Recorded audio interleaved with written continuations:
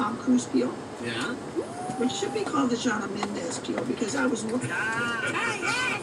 ahead of Tom Cruise. Get into it.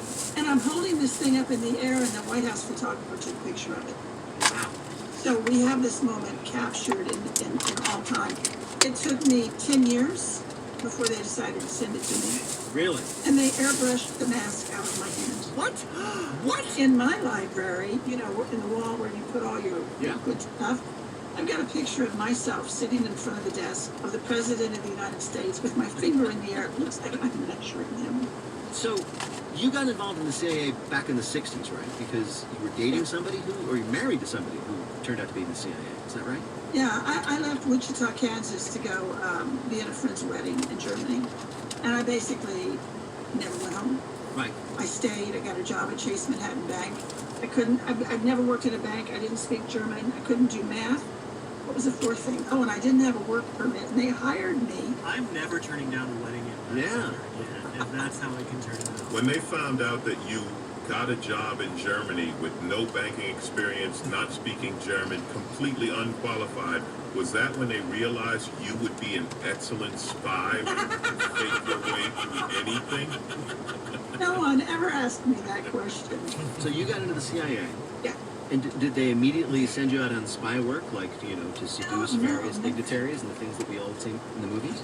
No, I was the secretary of this office called OTS. It was the Q. Oh, yeah, you've said this before. You compared what you did to the Q branch in the James Bond movies. We made the gear, the equipment, the toys that the case officers needed. Like the laser eyeglasses that turned into submarines, that kind of thing? If you brought us a good idea and it was feasible and you really needed it, we would probably make you one. But we were a little different than the movies because Q would always hand the weapons off and James would lose them, he would break them, he would, you know. I'm sorry, I just imagine you watching James Bond movies and getting upset about what James Bond was doing with his tools. Like, damn it, James, put it back in the case. That's right. I want to know, how are you allowed to tell us all this? This seems like the kind of information that we're only supposed to speculate about but never actually know these things happen. They must really know the NPR audience that they're threatening. We've written enough books. Everything in those books is approved. What's your favorite disguise you ever did that you can tell us about? Well, it would be one that my husband did, but I helped him with it. Before you go on, I should clarify for the audience that your husband, I'm assuming you're talking about, is Tony Mendez, now no longer with us, Yeah. who was, among many other things, the character played by Ben Affleck in the movie Argo. That was him. That was your husband. He's the man who told Ben Affleck that he wasn't good looking enough to play him. Whoa. It's about time someone took Ben Affleck down. I know. Please proceed with the story. So Tony was showing our office director this new operational technique. We're going to use it in Moscow. Tony's at the end of the hall in a building we didn't use, and he's wearing a raincoat, got a briefcase, he's wearing a suit. He starts walking down the hall. He has 45 steps and 45 seconds to cover this ground.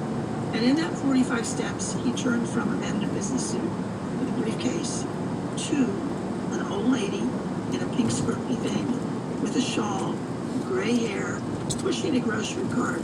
Wait a minute, full of a grocery Where cart? you get a grocery I was with That's you up where you until come then. in. Get this lady out of here. She's a witch. She's a witch. I did read where you said that you could make a man into a woman or a woman into a man, but something about the character of the CIA agents, the men didn't want to have to become women. No, they didn't. Neither did U.S. Marines. Really?